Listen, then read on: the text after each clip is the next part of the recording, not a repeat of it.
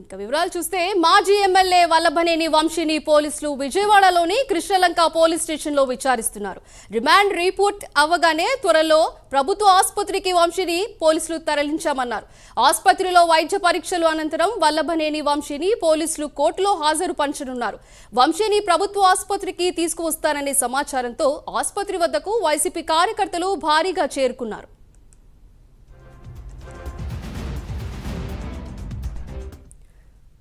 మరోవైపు వంశీపై మరో 2 కేసులు నమోదుకు రంగం సిద్ధంగా ఉన్నాయి. 2019 ఎన్నికల సందర్భంగా నకిలీ పట్టాలను పంపిణీ చేశారని ఫిర్యాదులు వచ్చాయి.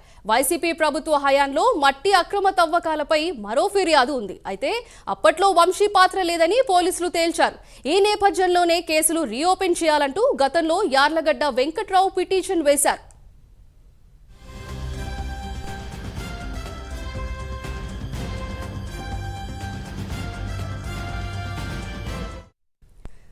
గన్నవరం నియోజకవర్గంలో మట్టి అక్రమ తవ్వకాలపై కుప్పలు తెప్పలుగా ఫిర్యాదులు వచ్చాయి. ఫిర్యాదులపై విచారణ చేయాల్సిన విజిలెన్స్ 201 కోట్ల అక్రమాలను జరిగినట్లు తేల్చారు. ఆ నివేదిక ప్రస్తుతం ప్రభుత్వం వద్దే ఉంది. ఏసీపీ లేదా సిఐడి విచారణకు ఆదేశించే అవకాశం ఉంది.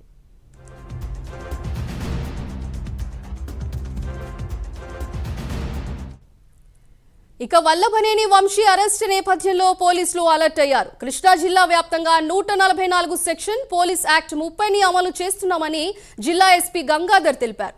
శాంతి భద్రతలకు విఘాతం కలిగిస్తే ఉపేక్షించేది లేదని హెచ్చరించారు. జిల్లాలో ర్యాలీలు, సభలు నిషేధిస్తున్నామని ప్రకటించారు. ఎవరైనా అసాంఘిక చర్యలకు పాల్పడితే చర్యలు తప్పవని ఎస్పీ గంగాధర్ హెచ్చరించారు.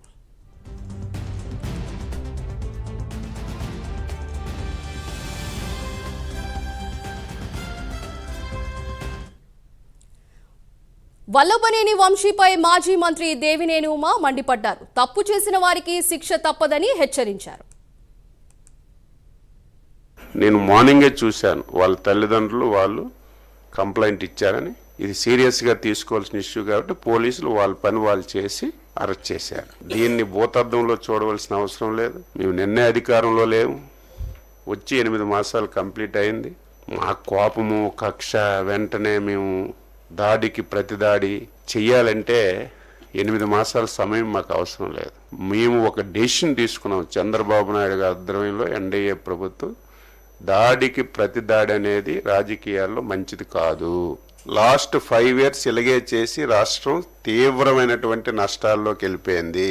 ఈ 8 మాసాల్లో మేము ఈ చెవులు ఆ చెవుల్లో దూది పెట్టుకున్నాం. మా కార్యకర్తలు తిట్టినటువంటి తిట్లకి మనం అధికారంలోకి వచ్చాం. 5 సంవత్సరాలు నరకం పడ్డాం, ఊచకోత కోశారు. మీరు అధికారంలోకి వచ్చి ఏం చేస్తున్నారని మమ్మల్ని కార్యకర్తలు బూతులు తిట్టినా, సోషల్ మీడియాలో తిట్టినా సరే దాడికి ప్రతిదాడి అనేది మంచి విధానం కాదు. అలాగని చెప్పి చేతకాని ప్రభుత్వం కూడా కాదు, చేతులు కట్టుకొని ఉండం. గత 5 సంవత్సరాల్లో జరిగిన ప్రతి సంఘటన మీద స్పష్టంగా ఎంక్వైరీ చేసి వాస్తవాలన్నీ కూడా తెలుసుకొని ఎవడు తప్పు చేసినా సరే విడిచిపెట్టే ప్రశ్న ఉండదని ముఖ్యమంత్రి గారు స్పష్టంగా చెప్పారు. అదే జరుగుతుంది. కానీ కక్ష సాధింపు చర్యగా మేమేది చేయడానికి ఇష్టపడం. నేను మార్నింగే చూశాను, వాళ్ళ తల్లిదండ్రులు